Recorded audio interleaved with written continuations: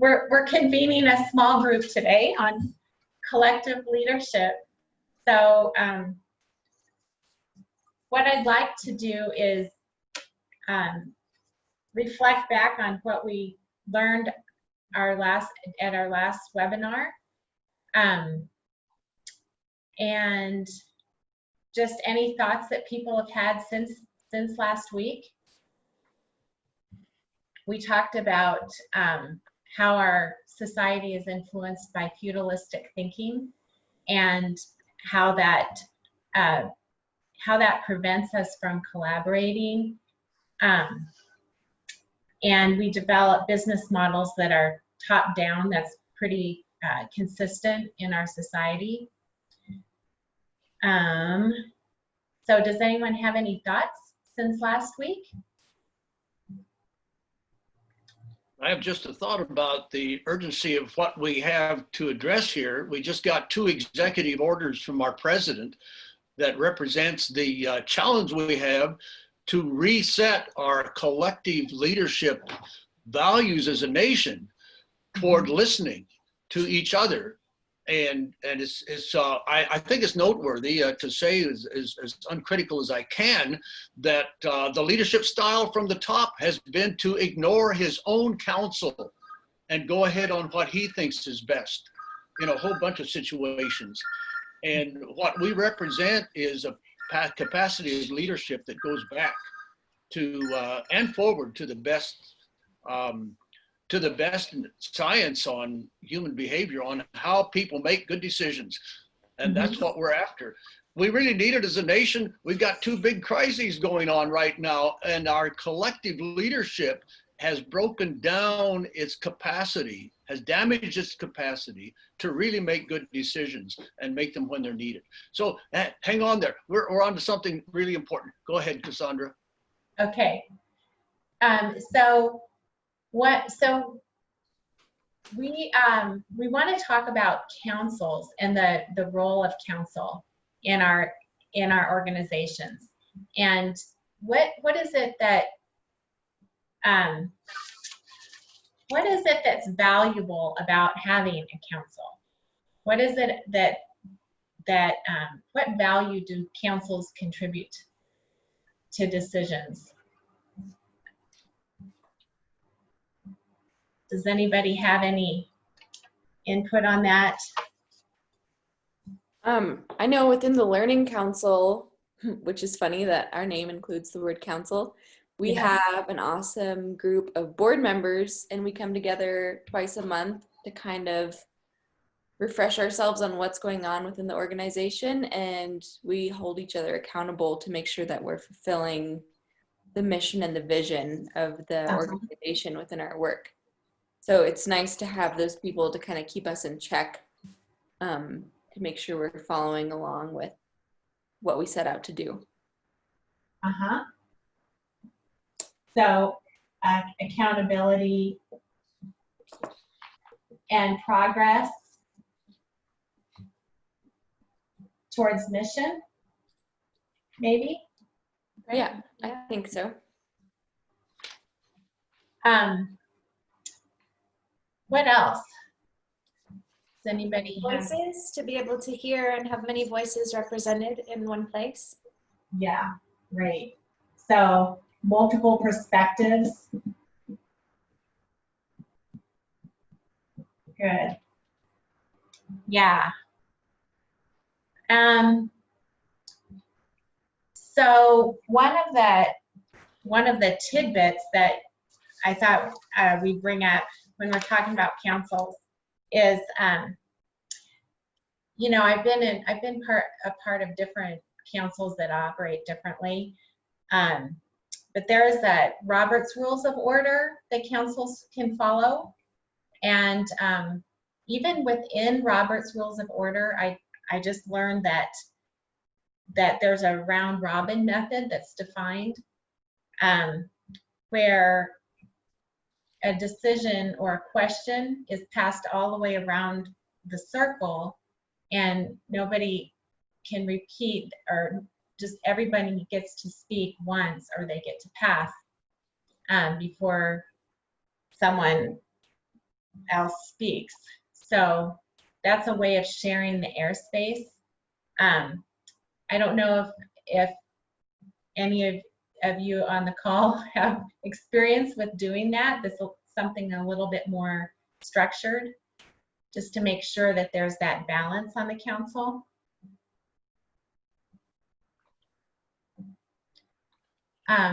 Yes, that is an essential part of restorative justice principles of the South African Truth and Reconciliation Commission. It's darn important stuff. It's the, yeah, and it's the listening, making sure that we're listening. So I just wanted to talk a little bit more about councils, and then we can possibly watch a video. Let's see here if I can share the screen. Yeah, I've got a video clued up here. Okay, see if this works.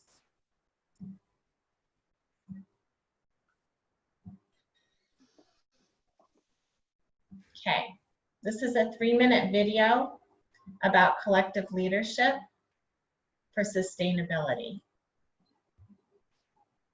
Can everybody hear that?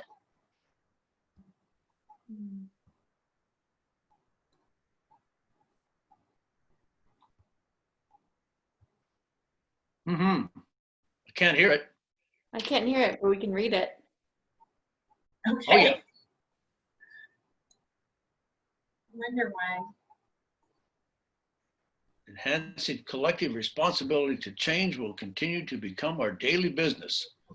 Requires leadership by various individuals on a collective scale. Capacity for leading, initiating, and constructing is enfolded in all of us. Collective leaders create pathways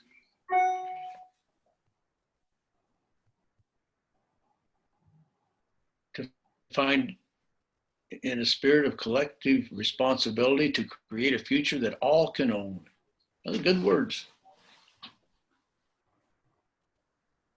The model is to strengthen, acknowledge the individual sustainable development, building collective leaders. Yeah, the inner path and the outer path.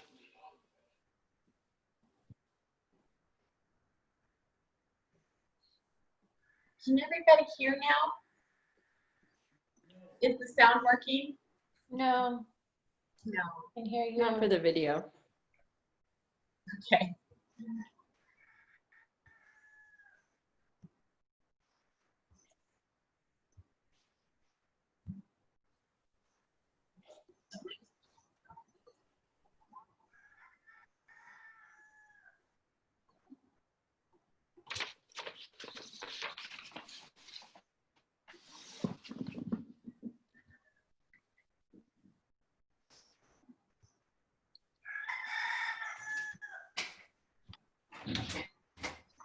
Can you hear me, Cassandra? Yeah. Could you post this video with its sound on a link to it on an email to all of us? Sure. Then we'd have it. I think this is worth watching. Earlis is here now. Dave, Oh, Earlis is here now. Thank you, Samson. Okay, I'll go get her going, Okay. and great. you can carry on, Cassandra, while I get her going.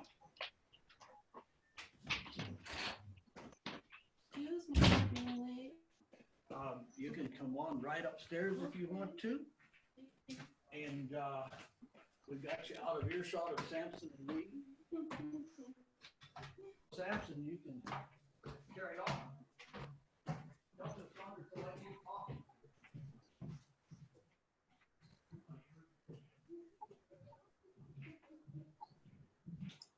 Okay.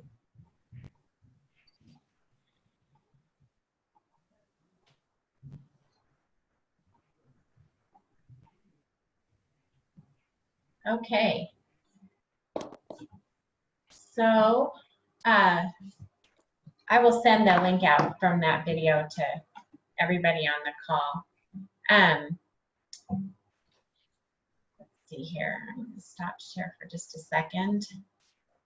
And I'm admitting Erlis.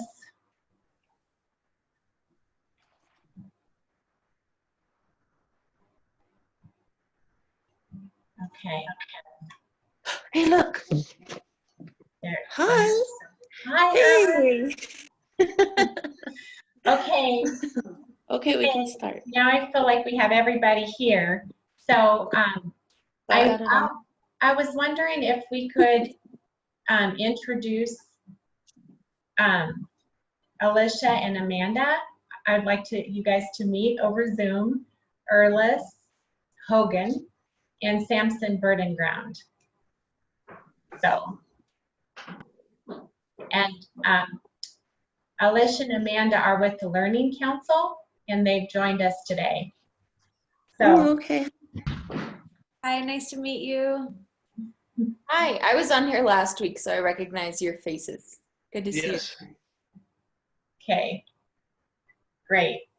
So, so I would like to turn this next part over to you, Samson, to talk about your experience with total quality management, exploring a different model for how we can engage and collaborate and run our businesses.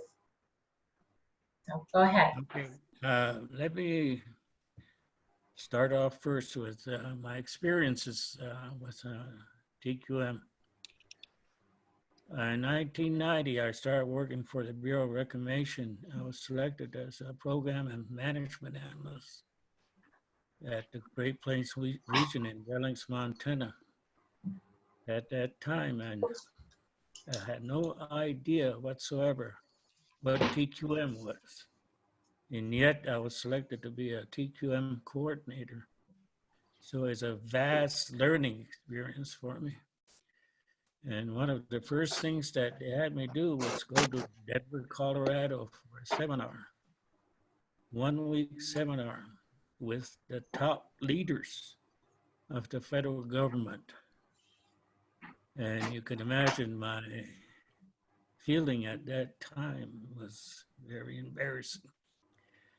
And those people, the top leaders, were very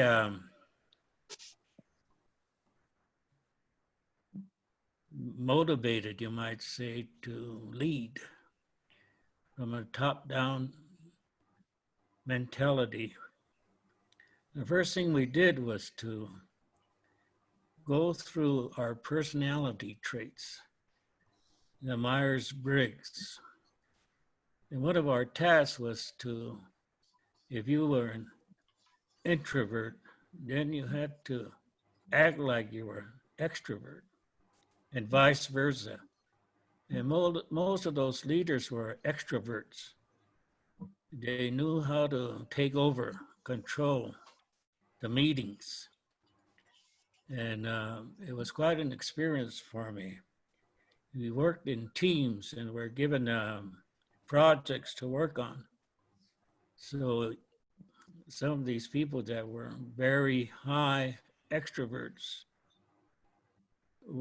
had the tendency to take over the meetings and to control, while the introverts were quietly listening and doing that type of stuff. So the first task I think that we need to do, we work in teams, is to find out what our Myers-Briggs, our personnel characteristics are.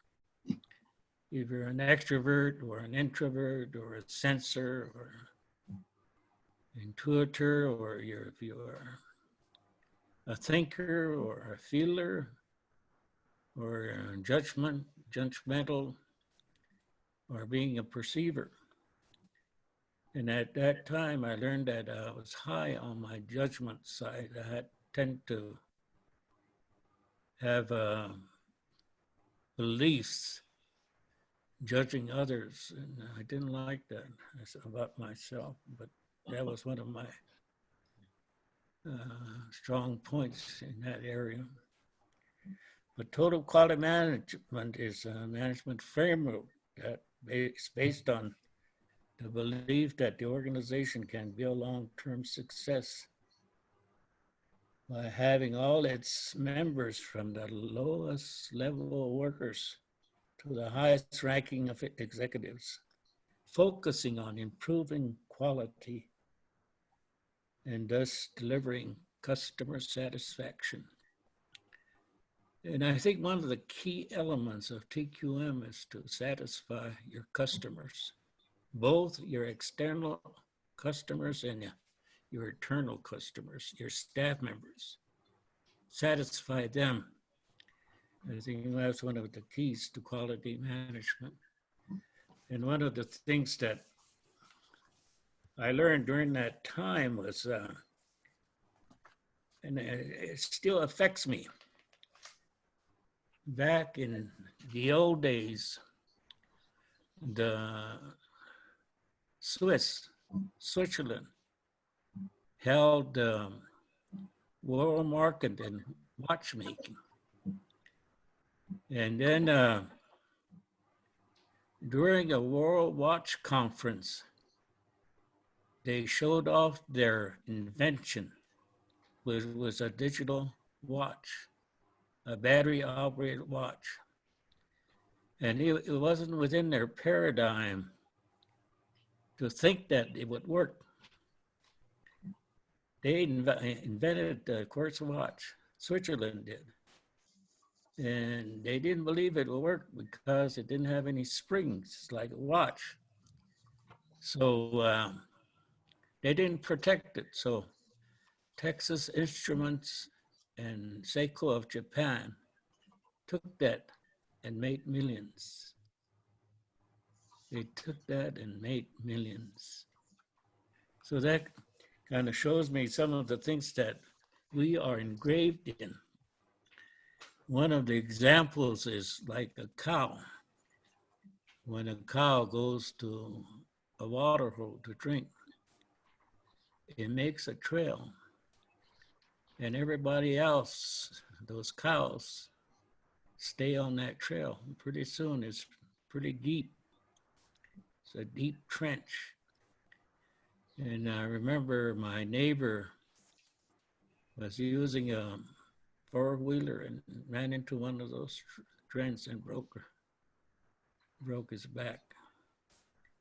But the idea there is that we are engraved into habits that we can't get out of. Like the Swiss, they didn't believe that quartz watch would work, but it did. And I think all of us use quartz watch now, the ones that use them. So basically, we need to get out of that trench. First of all, learn our personality traits. And when we do that, then when we get into a team meeting, we go into the team dynamics, which is you start off forming, get to know each other, know who is an extrovert, an introvert, and then from there you go into a storming stage. That's where you have disagreements, and it gets pretty hot during that time, chaotic during that meeting, during the storming stage. Once you pass that, then you go into a norming stage where you agree by consensus and all of that. And then after that, you go into a performing stage. And that performance stage is when you start to get things done. And then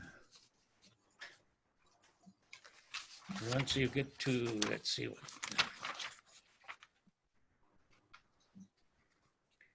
After that, you come into an assessment of what have you done in that meeting.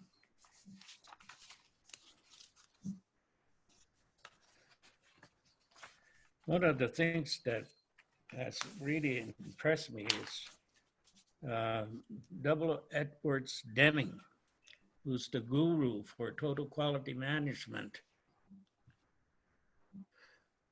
is an American. And the United States didn't perceive his ideas and his management style. So he went to Japan and became a guru there. And Japan at that time was the leader in the world market on sales. So the total quality management, I believe personally, is really for those organizations that are profit making. And for service organizations like federal governments, nonprofit organizations, it doesn't work as well, I believe. But maybe through this collective leadership you're talking about, it might work. And then one of the books that is really impressive to me is the 7 Habits of Highly Effective People by Stephen Covey. And what he says is be proactive as the first habit, not be reactive, you know. And as Stephen Covey, I think, was a Christian, and he based some of his stuff on the Bible. And in the Old Testament, it says that if somebody hits you, hit them back. But in the New Testament, it says if they hit you, you know, give them the other cheek to hit. So basically, being proactive is not to be reactive, and that you have the ability to respond. Take responsibility for your life and whatever you do. And the second habit is to begin with the end in mind. You know, what do you want to accomplish in your life or whatever project you're working on? And you set your goals and set your destinations. And one of the things that he stated in this book that I think that is Parliament in our lives is to write your own eulogy. What do you want people to think of you? And then the third habit is put first things first. Priorities, set your priorities, you know. In this case, we have a project and our priority might be to raise funds immediately. And then think win-win as the fourth habit. Think win-win.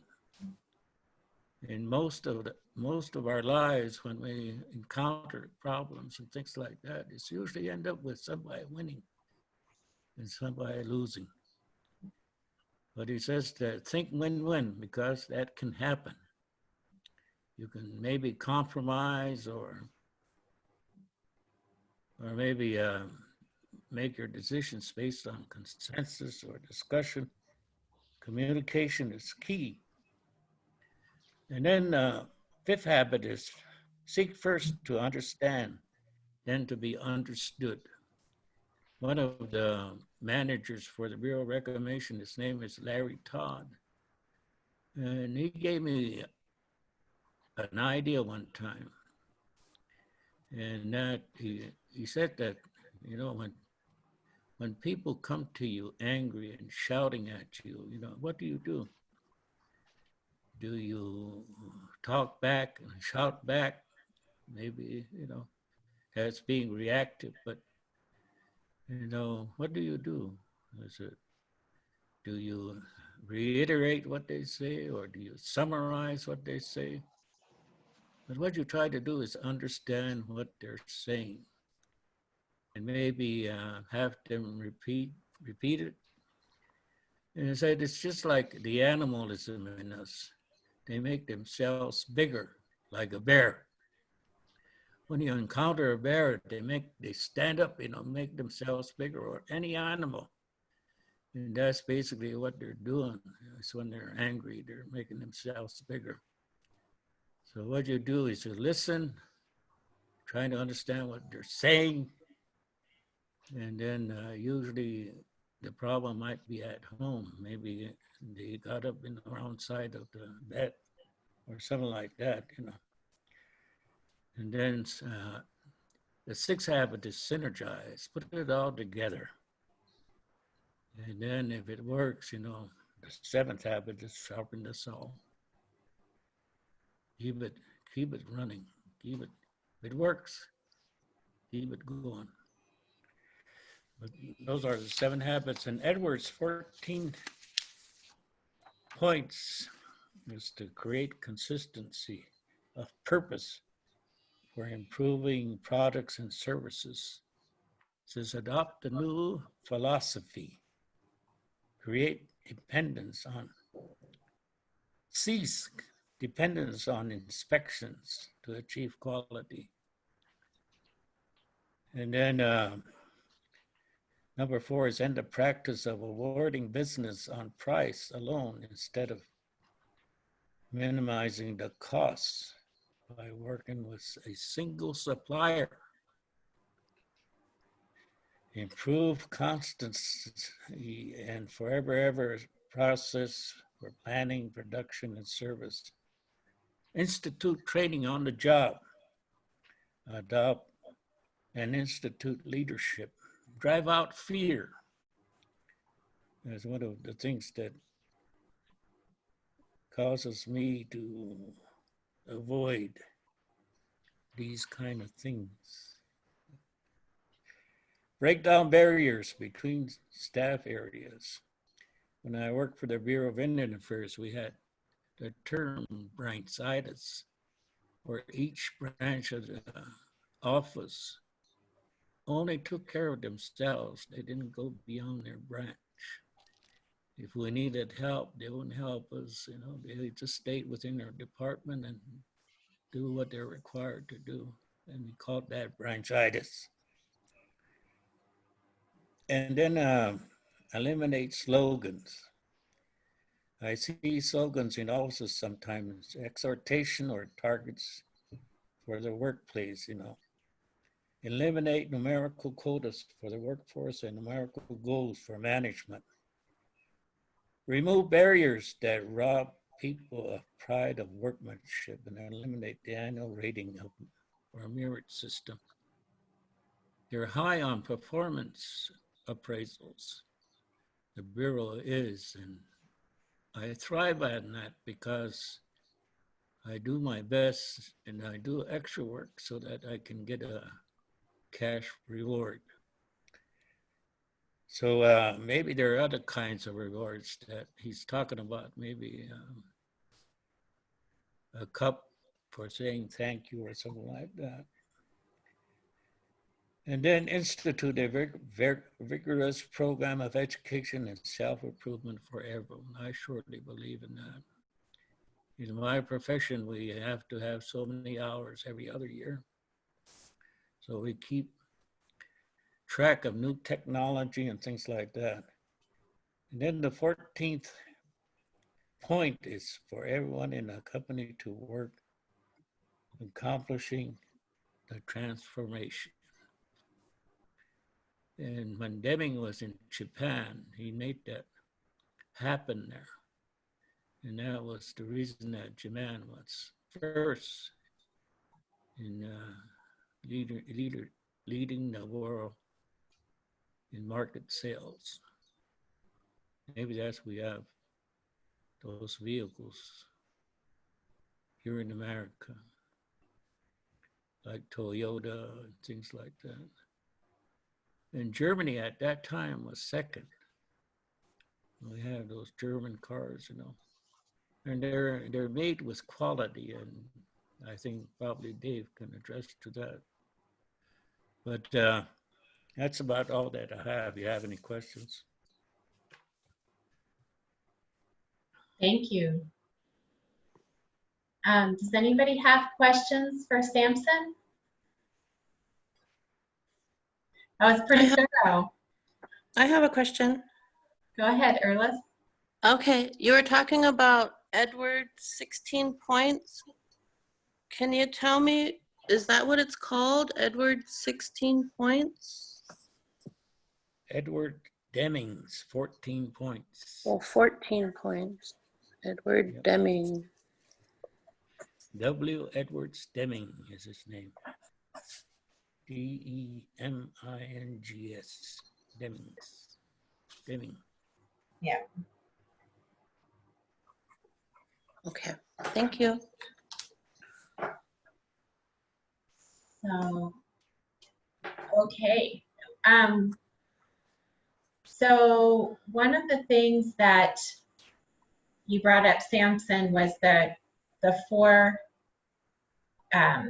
stages that teams go through: the forming, storming, norming, and performing stages.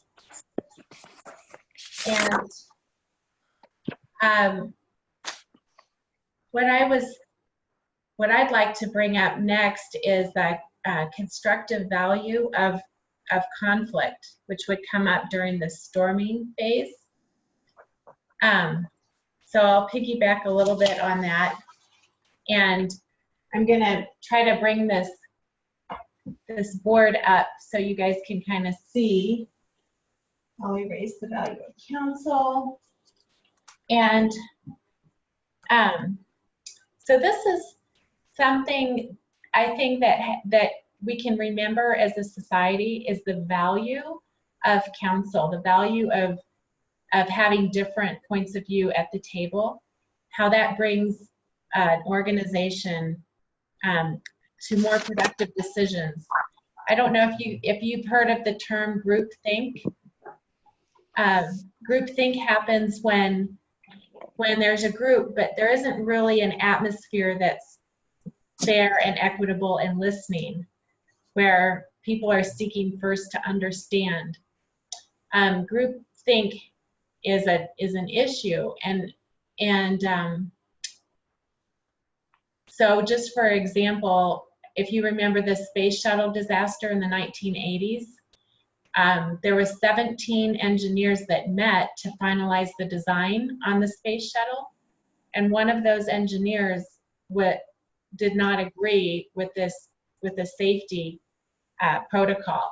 He had an issue with one of the parts, but because of groupthink, his voice wasn't heard and valued. So 1 out of 17, listening to that one could have saved and prevented the shuttle disaster. So it's really important to value everybody. And here's a model that Alicia might be familiar to you. We learned this from Living Education so many years ago. So the model is called the law of three. When someone has an idea, it's like a force or an activating force, comes forward like so. I don't know if you can see. Try to get this closer. So this would be an activating force.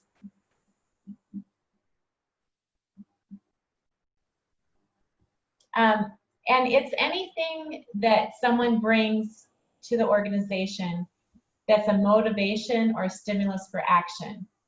And you're trying to bring about a transformation or a transaction. So whenever you have this,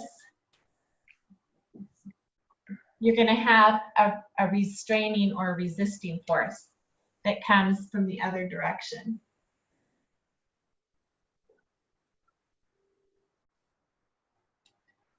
So, I'm cartoonish, but let's just call it a resisting force. Okay.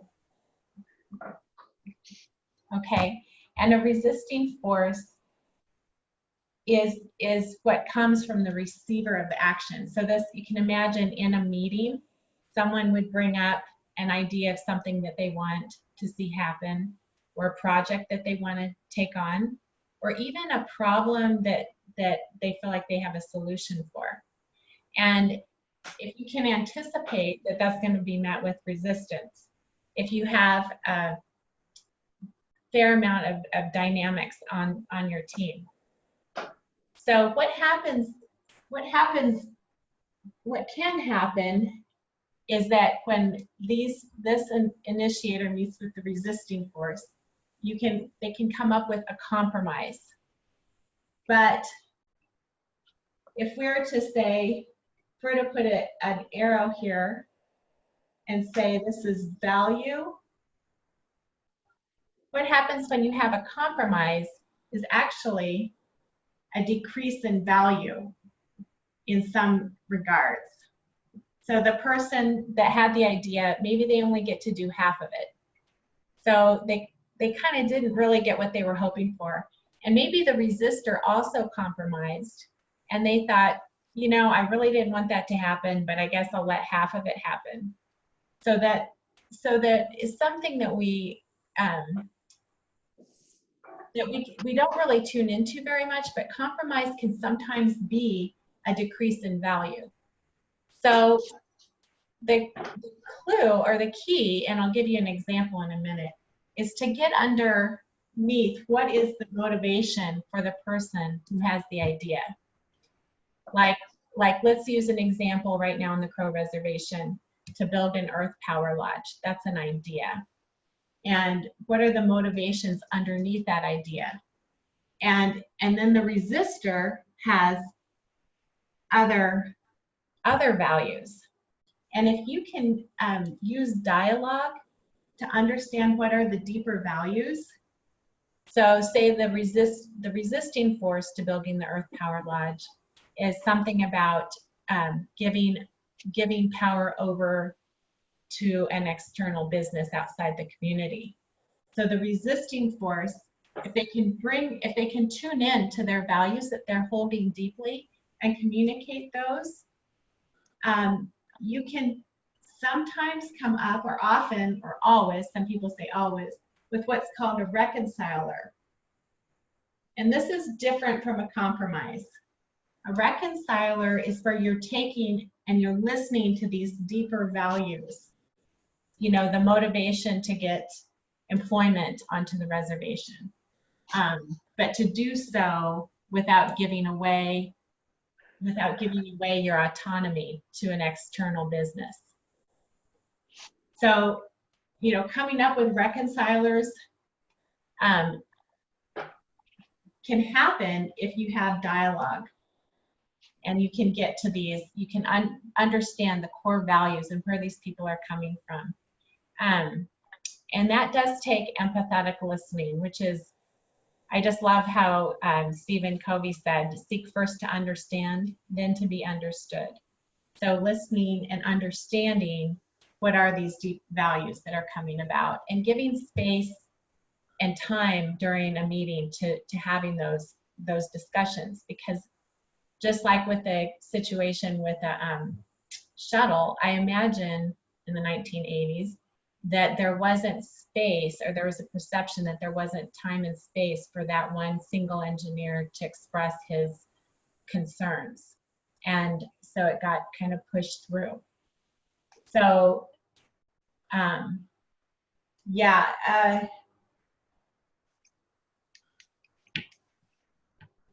giving time and space to listening, that is really, really key. So this is the law of three, and I have a handout that I can email to everybody. But one of the things that we learned when we learned this model is that restraining forces or resisting forces are necessary for creativity and for goal making and for achieving success. The degree that they're valued either impedes or blocks the potential for progress to happen. Or if they're valued, it can stimulate progress. So, and also just another note, the the discovery of creative or unifying solutions, which are reconcilers, is directly related to the ability for the people to see, value, and hold both of these forces in our minds simultaneously. So this is the law of three, working with people. Let's see. So I think if anyone has a question or a comment on this, I'll take any discussion. So the law of three is the force, the activity force, the resisting force, and the reconciler. Those are the three forces. Okay. And those are present in just about any work dynamic or when you're trying to create a new idea, right? Okay. Yeah, and I think, you know, it's helpful, at least it has been helpful for me to anticipate that resistance and to actually value it, because it's going to help the solution. And so this is a way of kind of leveling the playing field. You can see it's even the direction that the arrows are pointing. It's not top down where one person makes a decision and everyone just does what they say. So we actually get to value being, you know, being a resistor too. Yes, Samson? On that, what you have on there, a reconciler is probably same as a facilitator. A facilitator that runs the meeting, you might say. And as a trained facilitator, one of the things that I've learned is that you don't correct the team leader. If the team leader is the manager or the superintendent or whoever it is, has something to say, you don't limit that person from speaking.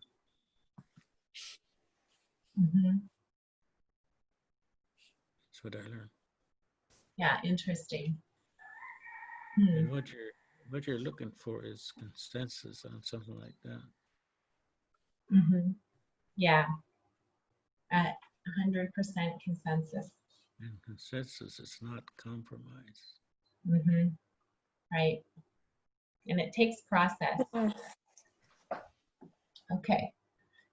So this is just one model that we can use to think about how to level the playing field. But I also wanted to introduce the threefold social order as well, something that we learned from Rudolf Steiner. And this is more of a way to organize or to think about how we organize our businesses, our nonprofits, but also how our societies are organized. That allows, I believe, equanimity or collaboration. So if we think about everything that happens or everything that occurs, let's say in a town, there's three realms. There's three main realms. There's the cultural realm.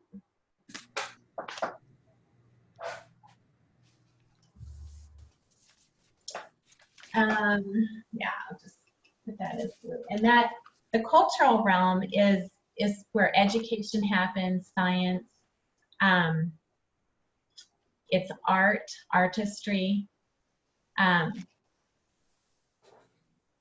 Things that happen in the cultural realm, they value freedom and individual thinking, the value of an individual thought. So then there's another area, which is the financial realm.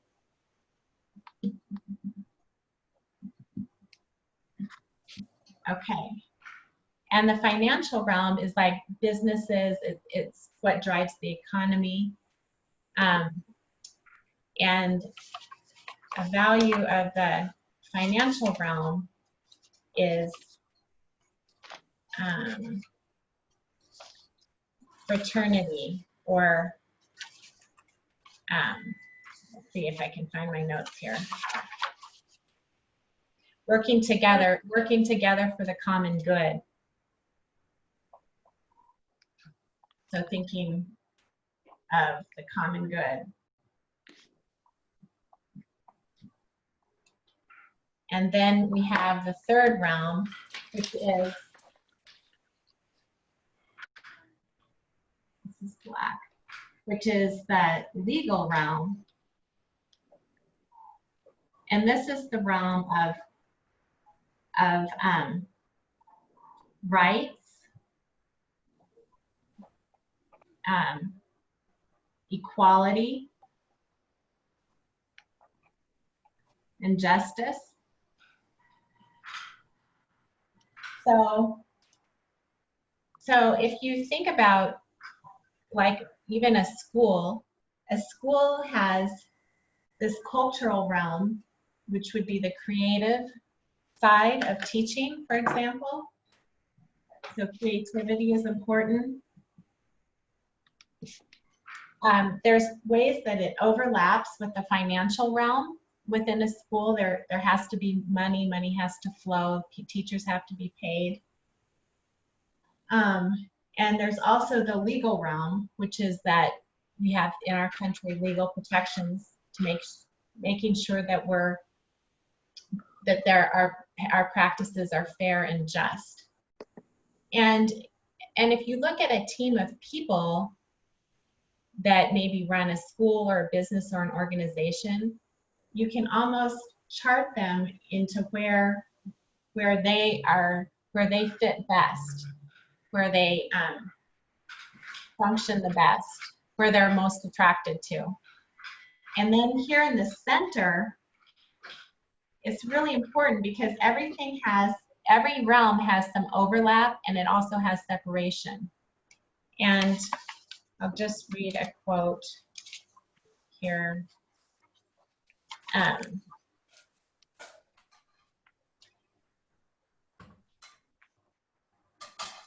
see. It's really important, I can't find the quote right in front of me, but it's really important that that human inspiration that is here at the top on this diagram has this space, that it doesn't get encroached on either by laws or by financial needs. You can really see that happen in our schools, especially. So I just wanted to bring this up. The threefold social order is a way of thinking about how we are organized. Liberty, freedom, fraternity, working together for the common good, and equality and justice are all important aspects of this, of working in this way. So, okay, so that's the threefold social order. And let's see, if there's Looks anything like else. our time is about up. Yeah. Does anybody have a comment about the threefold social order? This is the Rudolf Steiner threefold social order? Mm-hmm. Yes. Okay.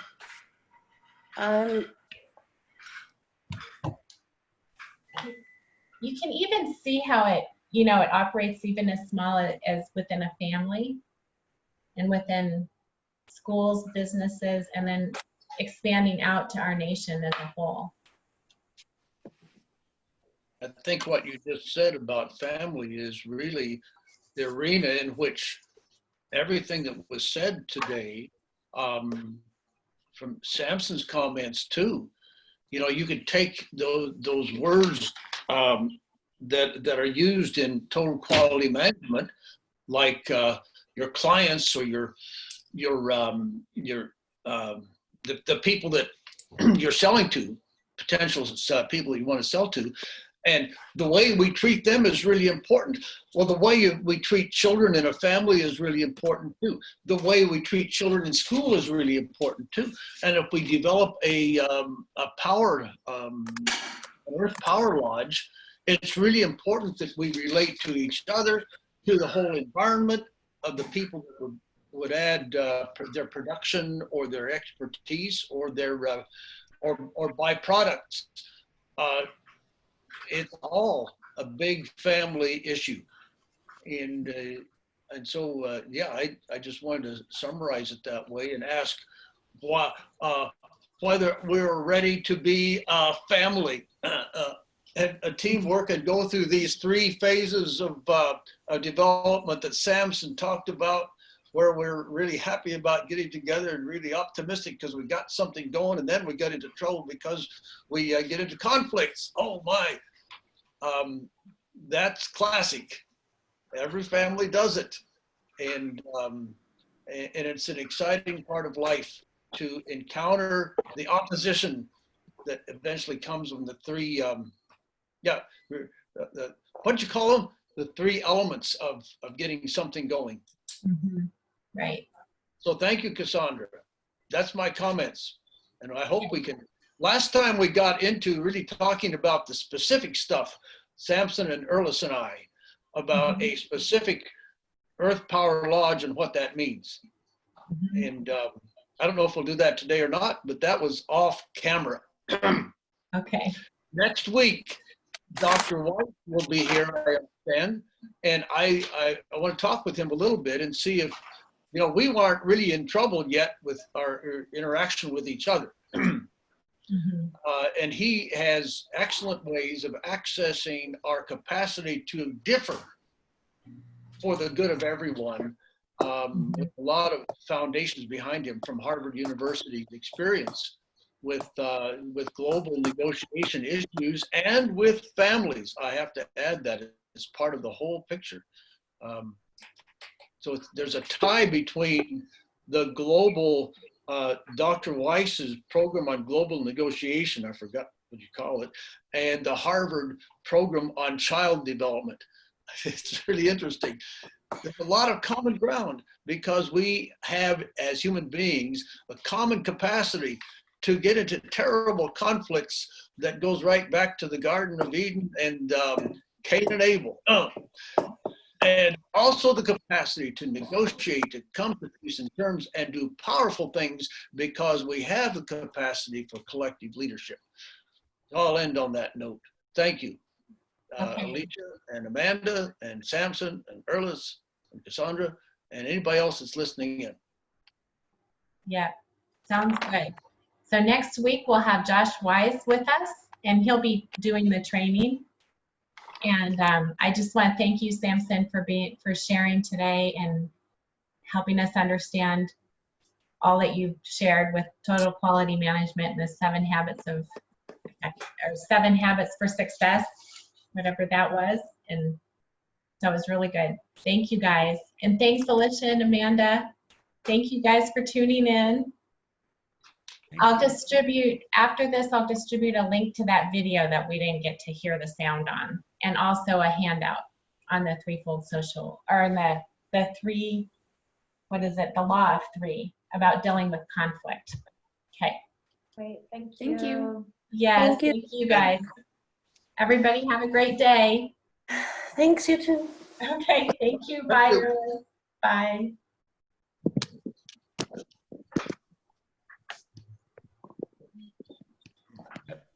Well, you finished. Looking at that way would help us with the center pole stuff too.